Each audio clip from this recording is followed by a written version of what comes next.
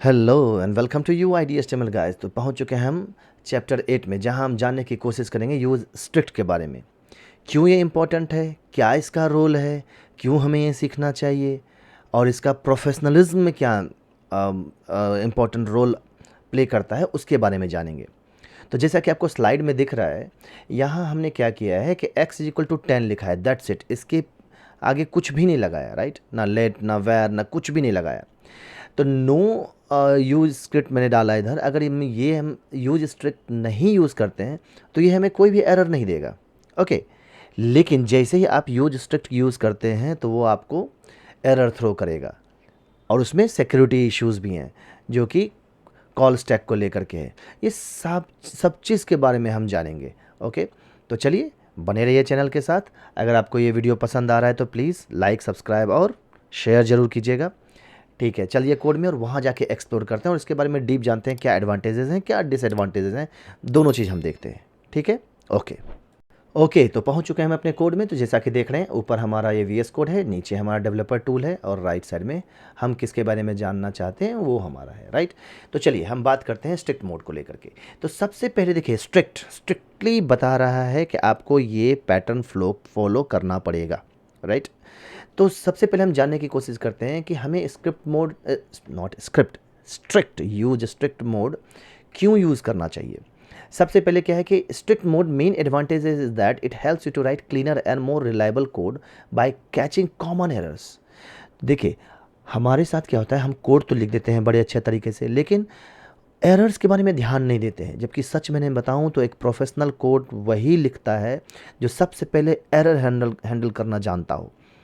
जिसने भी error handle कर लिया वो एक अच्छा कोड लिख सकता है, वरना कोड तो सभी लिखते हैं उस जगह पर।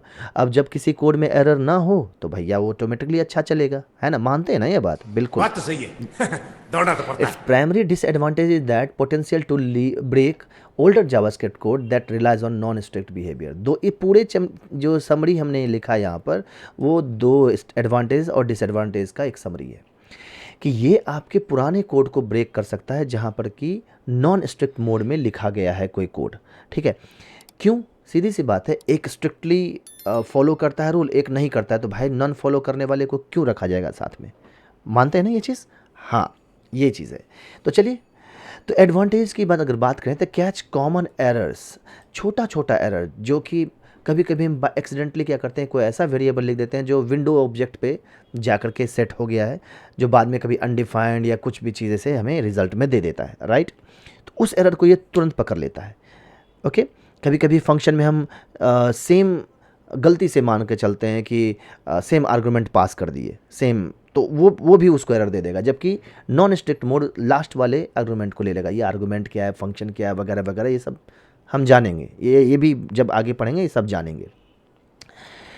जैसे कि it changes a silent error, जिसको हम कहते हैं साइलेंट एरर्स, जो कि हमें दिखता नहीं है नॉन स्ट्रिक्ट मोड में, वो भी उसे कैच कर लेता है। होप आप समझ गए होंगे। दूसरा, क्लीनर कोड, जितना होगा उतना अच्छा कोड लिखा जाएगा, डिस्क्रिप्टिव वे में लिखा जाएगा, बिना एरर का होगा तो वो कोड हमेशा क्लीन कोड की तरफ प्रमोट करेगा ही करेगा, राइट। बिना एरर का कोई हमारा काम हो जाता है। दूसरा, सिक्योरिटी इंप्रूव करता है। तो पहले क्या होता था कि हम कॉल स्टैक में अगर देखा जाए तो अब तो डेप्रिकेट हो गया है जब ES6 आया है। उससे पहले कॉलर थे और कॉलेबल था, दो था इस जगह पर, जो कि आर्ग्यूमेंट कॉलर और कॉलेबल। तो वो क्या करता था कि आप कॉल स्टैक में वो हम गेट पता कर लेते थे कहाँ से आ रहा है कोड और किधर को जाएगा, तो बीच में कोई मैनिपुलेट भी कर सकता था। उस चीज़ की सिक्योरिटी को स्ट्रिक्ट मोड ने अवॉइड किया, ठीक है। तो ये चीज़ था उसमें आर्गुमेंट कॉलर, आर्गुमेंट कॉली, सिक्योरिटी वर्नेबिलिटीज़ थे उस जगह पर। तीसरा क्या है, फ्यूचर प्रूफ। अब सिंपल सी बात है, आप पास्ट की चीज़ों को क्यों रिपीट करते रहोगे? ये ज़िंदगी में भी लागू होता है, राइट। पास्ट से सीखना चाहिए, प्रेजेंट में इम्प्लीमेंट करना चाहिए और फ्यूचर को बनाना चाहिए, सुधारना चाहिए, जो भी कहें, यही होता है ना। हाँ, उसी तरह से पास्ट के जो भी कोड है उसको जानना चाहिए, प्रेजेंट में इम्प्लीमेंट करना चाहिए कोड को, और प्रेजेंट में इम्प्लीमेंट उस कोड को करना चाहिए जो फ्यूचर में यूज़ हो सके। हाँ, है ना। जैसे कि अगर देखेंगे कि जैसे कुछ आइडेंटिफायर्स हैं जो कि जैसे कि आता है इम्प्लीमेंट्स, एंगुलर में सबसे ज़्यादा यूज़ करते हैं इसको, इंटरफेस, ये सब टाइप स्क्रिप्ट का क्योंकि वो टाइपस्क्रिप्ट फॉलो करता है। तो implements, interface, let, package, provide, protected, public, static, ये यील्ड और भी बहुत सारे जो कि आजकल के कुछ रिजर्व्ड हैं कि जिसको जो कि स्ट्रिक्ट मोड फॉलो करते हैं तो हम उसके साथ कंपेटेबल हो जाते हैं। This prevents your code from breaking when future version of JavaScript introduce these keywords. तो आप अब अगर कोड को ब्रेक नहीं होता है, अगर हम पहले से स्ट्रिक्ट मोड में लिखें तो वो बड़े आसानी से मर्ज हो जाता है। तो ये तो था डिसएडवांटेज, बस इसी का उल्टा कर दीजिए तो वो डिसएडवांटेज, ये था एडवांटेजेस, बस उसी का उल्टा कर दीजिए तो वो होता है डिसएडवांटेजेस, राइट। तो देखा जाए तो कॉम्पिटेबिलिटी इश्यूज़ तो होंगे लेगेसी कोड में। आप पुराने कोड लिखोगे तो नए कोड के साथ कॉम्पिटेबल होगा ही नहीं। हाँ, करेक्ट, वो आपके कोड को बीच बीच में से ब्रेक करेगा। तो बेहतर है कि स्ट्रिक्ट मोड ऑन करके ही कोड लिखा जाए। दूसरा, पोटेंशियल फॉर टूलिंग कॉन्केटेशन, भाई टूलिंग कोई भी कॉन्फ्लिक्ट होगा, आपको कोड को जो है बीच बीच में ब्रेक होगा, वही चीज़ बता रहा है जो कि वेब पैक और ईएस मॉड्यूल फॉलो करते हैं, आप फॉलो नहीं करोगे तो ब्रेक होगा ही। सिमिलर है लेगेसी कोड और पुराना कोड लिखा या फिर कोई कोड को मर्ज कर रहे हैं तो, ठीक है, दो चीज़। जो तीसरा है हमारा स्लाइट लर्निंग कर्व। हाँ, ये आपको पुश करता है थोड़ा सा कि आप नया नया चीज़ सीखो, जो कि आपके लिए मे भी थोड़ा सा फ्रस्ट्रेटिंग होगा, यार हम तो इतना सारा चीज़ क्यों सीखे जब हमारा कोड काम कर ही रहा है। लेकिन भाई बढ़ोगे तभी तो, पढ़ोगे तभी तो बढ़ोगे, नहीं तो ये कैसे होगा, right. For developers accustomed to JavaScript loose nature, strict mode can feel restrictive at first, कि हम कुछ काम करने के लिए आने करा, ये एरर है, ये एरर है, वो एरर है, अब कितना एरर सॉल्व करें, थोड़ा सा फ्रस्ट्रेशन होगा। It forces you to unlearn some old habits, adopt more robust coding practice. तो प्रोफेशनलिज्म की तरफ लेके जाता है आपको, ठीक है। तो ये तो था आपका डिसएडवांटेजेस को लेकर के, आप इसको एडवांटेज में मान के चलते हो, बहुत अच्छी बात है। तो ये तो था स्ट्रिक्ट मोड के लिए। अब स्ट्रिक्ट मोड लिखते कैसे हैं और कैसे काम करता है, चलिए अब हम बताते हैं कोड की तरफ। तो आते हैं स्क्रिप्ट में, ओके। तो यहाँ हम लिखते हैं सिंपल से वैर इज इक्वल टू 10, नहीं वैर नहीं लिखा हमने, simple x equal 10, sorry x equal to 10। अब ये x है क्या, अगर मैं कंसोल डॉट लॉग करूँ जहाँ कि हम स्ट्रिक्ट मोड यूज़ नहीं किए हैं, ठीक है, और इसमें हम x लिख देते हैं तो क्या देगा रिजल्ट हमें 10, सिंपल, नॉट अ प्रॉब्लम, ठीक है। तो ये चीज़ हमें दे दिया, 10 हमको दे दिया यहाँ पर। लेकिन अब मुझे नहीं पता है ना कि ये x है क्या, लेट है, वैर है, कॉन्स्ट है, नहीं पता, राइट। क्योंकि x इज इक्वल टू हम यहाँ पर 20 भी कर दें, कर सकते हैं ना, तो ये 20 रिजल्ट दे देगा। अपडेट कर दिया, अगर ये कॉन्स्ट होता तो नहीं करने देता, मानते हैं ना इस जगह पर। तो यस, इसी चीज़ को अगर मैं कॉन्स्ट वगैरह ना लिखूँ इस जगह पर, और यहाँ पर डबल कोट एक स्ट्रिंग होता है सिंपल ऊपर यूज़ करना, use strict, use space strict, बस इतना डालना होता है। जब सेव करेंगे देखिए क्या दिया, रेफरेंस एरर दिया, x इज़ नॉट डिफाइंड। आप इस तरह से x नहीं लिख सकते, आपको डिफाइन करना पड़ेगा कि ये है क्या। अगर मैं इसको लेट कर दूँ, सेव कर दूँ तो आपको देगा 10। अगर मैं इसको वैर कर दूँ इस जगह पर तो ये हमें दे देगा 10, क्योंकि हमने इस एक्सप्लिसिटली बता दिया कि एक वेरिएबल टाइप है जो जावास्क्रिप्ट का रिजर्व कीवर्ड है, डेटा टाइप। और डेटा टाइप के बारे में नहीं पढ़े हैं तो प्लीज़ इसी सीरीज़ में ऊपर है, सारे डेटा टाइप के बारे में मैंने बताया है। होप देखिए कितना अच्छा हुआ, आपका कोड में प्रॉब्लम नहीं होगा, राइट। अगर वैर x इक्वल टू 10 डाला है और फिर मैं क्या करता हूँ, यहाँ पर कोई और वेरिएबल बनाने की कोशिश करता हूँ, वैर x इज इक्वल टू 50 कर देता हूँ इस जगह पर, ठीक है। ये मैंने कर दिया सेव, ये हमारा 50 दे दिया। तो वैर के साथ तो कर सकते हैं, लेट के साथ नहीं कर सकते, ये तो पहले भी था। अगर लेट अगर मैं यहाँ कर दूँ इस जगह पर, ये तो पहले भी एरर देता था, तो नॉर्मल सी बात है। तो मेरा ये कथन था कि विंडो ऑब्जेक्ट को एलिमिनेट करने की कोशिश, नॉट ऑब्जेक्ट को एलिमिनेट करने के लिए, विंडो के ऊपर बाय डिफ़ॉल्ट अगर कोई भी चीज़ वेरिएबल हमारा देखिए सेट हो जाता है जनरली, उसको बिना किसी ज़बरदस्ती बताए हुए, तो उसको वो अवॉइड करता है, राइट। अगर मैं इसको विंडो डॉट एक्स करूँ, विंडो डॉट एक्स करूँ तो क्या रिजल्ट नहीं देगा, बिल्कुल देगा, ये विंडो ऑब्जेक्ट पे है। लेकिन ये चीज़ हम कैसे जानेंगे कि ये विंडो पे है, तो बाय डिफ़ॉल्ट चला गया ना, उसको वो रोक देता है।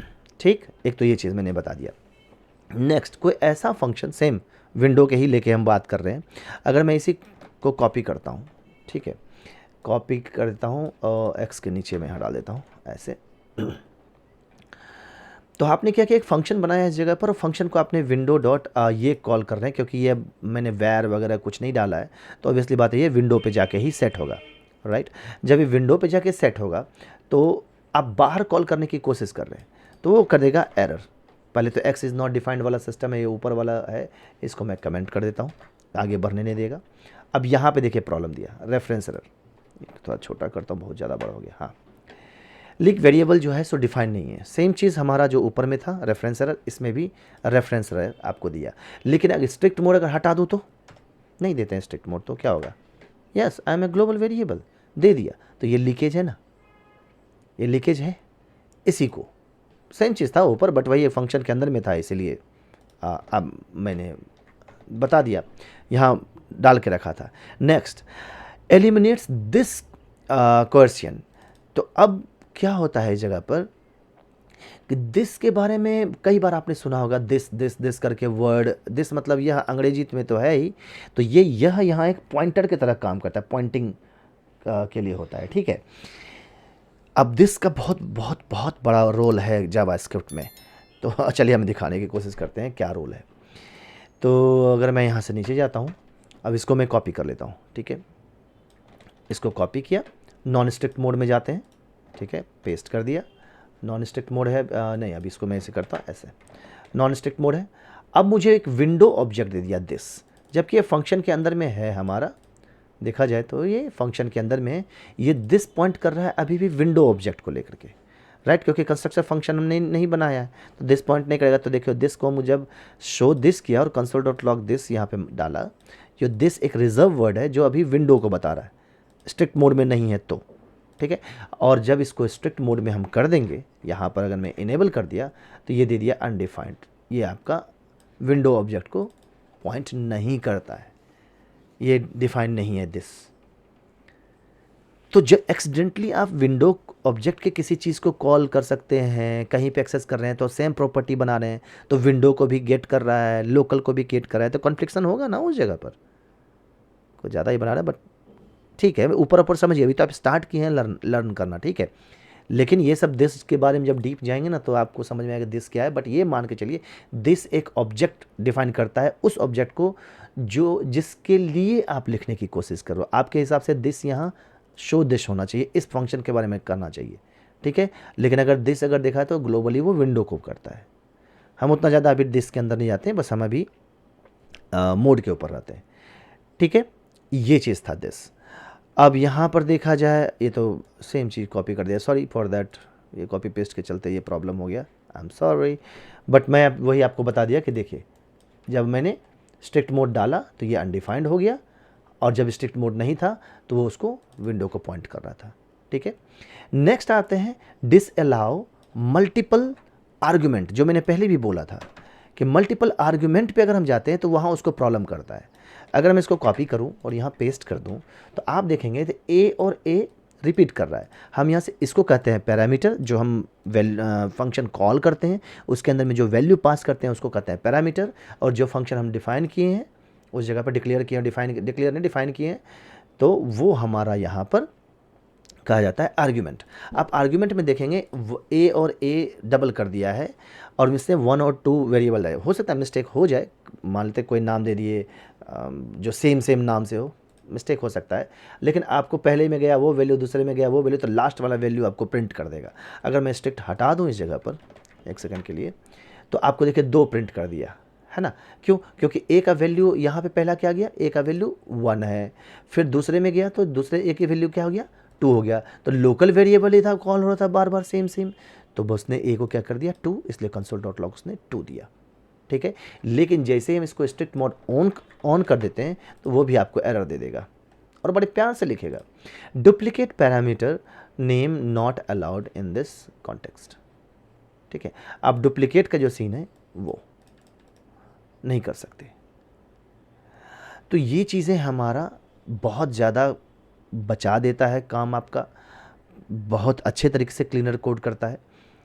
और ये डुप्लीकेट ऑब्वियसली बात है आपको भी कन्फ्यूजिंग कर देगा, ये ए बार बार आया और हम भेज रहे हैं यहाँ 1 यहाँ 2, एक 1 कहाँ गया, है ना। ओके, तो शायद ये भी आप समझ गए इस जगह पर। नेक्स्ट अगर हम बात करें ईवेल को लेकर के, तो ईवेल का क्या सीन है अगर मैं इवेल की बात करूं तो ये इवेल क्या होता है कि आपका एक फंक्शन है दिया हुआ जो कि आप स्ट्रिंग के अंदर में जावास्क्रिप्ट कोड को डाल सकते हो और उसको एक एक्सप्रेशन मान के चलता है, और जब उसको आप एग्जीक्यूट करने की कोशिश करोगे तो आपको रिजल्ट डायरेक्टली दे देगा। होप आप इसमें समझने में थोड़ा दिक्कत हो रहा होगा, तो मैं क्या करता हूँ एक और आपको इन्फॉर्मेशन देने की कोशिश करता हूँ। चलिए एग्जांपल मैं यहाँ रखता हूँ, इसको हटाइए, इससे आपको समझ में ज़्यादा आएगा। एक वेरिएबल लिया और उसमें मैंने स्ट्रिंग डाल दिया, ए बी सी डी पहले डालते थे, लेकिन इस ए बी सी डी में हमने क्या किया, कुछ कोड डाल दिए। x इक्वल टू 10, x+5 कर दिया, तो x की वैल्यू क्या है हमारा 15। तो रिजल्ट में हमने क्या कर दिया, इवेल में हमने ये कोड स्ट्रिंग डाल दिया। तो अब ये कोड स्ट्रिंग जो गया, स्ट्रिंग जो गया, वो इवेल क्या करेगा, उसको एक फंक्शनल एक्सप्रेशन बना के और रिजल्ट आपको ला के इसमें दे देगा। यहाँ आउटपुट 15 है, ठीक है। तो अभी मैं यूज स्ट्रिक्ट को हटा देता हूँ। अगर यूज स्ट्रिक्ट नहीं दिया तो इसने रिजल्ट दे दिया मुझे 15, राइट। तो इवेल के अंदर में ये एक स्ट्रिंग की तरह लेट यूज़ हो रहा था, आउटपुट दे दिया। लेकिन जैसे ही आप इसे यूज स्ट्रिक्ट करोगे, और इसको मैं सेव करता हूँ इस जगह पर, तो अभी ये एरर दे रहा है यहाँ पर। लेकिन अगर इस केस में मैं कुछ मिस्टेक कर रहा हूँ क्या, लग तो नहीं रहा है कि मैं ऐसा कुछ मिस्टेक कर रहा हूँ। हाँ, ओहो सॉरी, मैं तो ये तो सही कर रहा हूँ, लेकिन मैं इस इवेल के अंदर का कोड को एक्सेस करने की कोशिश करूँ, क्योंकि ये भी तो जावास्क्रिप्ट कोड ही है ना। अगर एक्स को बाहर एक्सेस करने की कोशिश करूँ तो क्या होगा, ये एक्स को बाहर यूज़ करने की कोशिश कर रहा हूँ तो क्या देगा मुझे, दिया reference x is not defined. लेकिन अगर मैं इसको स्ट्रिक्ट हटा दूँ तो एक्सेस अभी इसके लिए भी दे रहा है, मतलब दोनों के लिए भी चल रहा है सेम, क्योंकि हम इवेल के हम बाहर कोड जो है सो एक्सेस नहीं कर सकते हैं। खैर हमको लगता है कि थोड़ा सा मैं कुछ ज़्यादा ही पढ़ लिया लेकिन कोई नहीं, मेरा ये कंसर्न था कि आप इवेल के बाहर जो है सो किसी को एक्सेस नहीं कर सकते, ये वाला चीज़ था एक्सप्रेशन में। तो आई थिंक ये ऑटोमेटिकली भी दे रहा है। चलिए नेक्स्ट चलते हैं। ओके, तो हम इसको कमेंट करते हैं, ठीक है। और कमेंट करने के बाद हम यहाँ लिखते हैं let x is equal to, एक ऑब्जेक्ट बना लेते हैं और ऑब्जेक्ट हम करते हैं A20 लिख दिया, राइट। ओके, तो अब यहाँ पे हमारा console.log अगर करेंगे, console.log, और इसमें हम डाल देते हैं x, ठीक है। तो ये हमारा A=20 आ गया। लेकिन अगर इसकी बात मैं करूँ, ये जो लास्ट में हमारा ऑब्जेक्ट आता है जिसके ऊपर सारा ऑब्जेक्ट का जितने भी प्रॉपर्टीज़ हैं, ये इसके साथ मेथड्स एंड प्रॉपर्टीज़ हैं अटैच्ड है। अगर हम इसको एक्सीडेंटली डिलीट करने की कोशिश करें तो, जो कि ऑब्जेक्ट पे है, तो वहाँ हो जाता है प्रॉब्लम। अगर मैं यहाँ पर स्ट्रिक्ट मोड यहाँ पे ऑन है और इसमें स्ट्रिक्ट मोड ऑफ कर देते हैं और इसमें लिखते हैं जो ऑब्जेक्ट डायरेक्टली रूट का ऑब्जेक्ट के ऑब्जेक्ट डॉट प्रोटोटाइप, अगर मैं यहाँ लिखूँ तो ये मुझे रिजल्ट क्या देगा, ये सारे प्रोटोटाइप हैं उसके, राइट। इसके अंदर पूरा टोटल जितने भी थे आगे।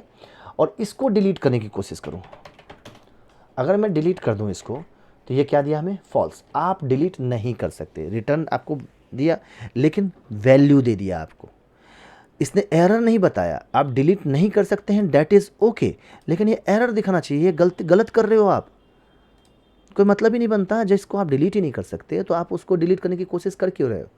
लेकिन जैसे ही आप इसको यूज स्ट्रिक्ट यूज़ करोगे, आप यहाँ पर आपको एक एरर दे देगा, can not delete property prototype of function object, native code है उसका, समझ रहे हैं।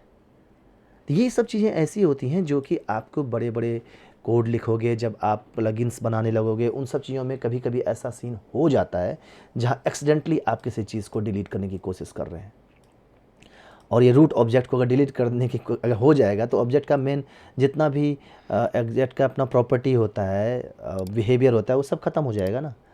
तो इसीलिए उसको एरर यहाँ पर दे देता है। तो मेरा मेन कथन सिर्फ ये कहने का है कि ये तो छोटे छोटे नमूने हमने आपके सामने सेट किए, लेकिन मेरा सिंपल ये है कि आप स्ट्रिक्ट मोड यूज़ करके ऑन करके ही काम कीजिए, आप एक अच्छा कोडर बनेंगे। और आपको थोड़ा फ्रस्ट्रेशन होगा, लेकिन जब फ्रस्ट्रेशन ज़्यादा होता है तो आदमी नए नए तरकीब जानने की कोशिश करता है, नया नया चीज़ समझने की कोशिश करता है। वो कोड में दम ही क्या, जो कोड यूं ही चले जाए पूरा बिना कोई सिक्योरिटी के। तो be a good JavaScript developer. तो इसलिए ये यूज स्ट्रिक्ट आपके लिए जानना बहुत ज़रूरी था। होप आपको समझ आ गया हो कि यूज स्ट्रिक्ट क्यों हम इस्तेमाल करते हैं। ओके, तो बने रहिए चैनल के साथ, मस्त रहिए, बिंदास रहिए, खुश मिजाज रहिए। तो अगला जो हम टॉपिक इसमें लाएंगे वो होगा ऑपरेटर्स। बहुत ज़रूरी है ऑपरेटर्स के बारे में जानना। अगर आप ऑपरेटर्स के बारे में नहीं जानते हैं तो आप कंडीशन ही नहीं लिख सकते। बहुत सारे ऑपरेटर्स हैं, अरिथमेटिक ऑपरेटर्स हैं, कंपैरिजन है, लॉजिकल है, बिटवाइज है, असाइनमेंट है, कंडीशनल है, type of knowledge, self assignment, delete, comma, grouping, yield, spread, बहुत सारे हैं। होप इन सब चीज़ की जानकारी आपको होनी चाहिए। मिलते हैं नेक्स्ट वीडियो में, तब तक के लिए मस्त रहिए, बिंदास रहिए, खुशमिजाज रहिए और यूं ही लाइक, शेयर और सब्सक्राइब कीजिए और बने रहिए UID HTML के साथ। तब तक के लिए धन्यवाद, मस्त रहिए। मजा आया और मैं ये जो मजा है हिंदुस्तान के हर व्यक्ति को देना चाहता हूं।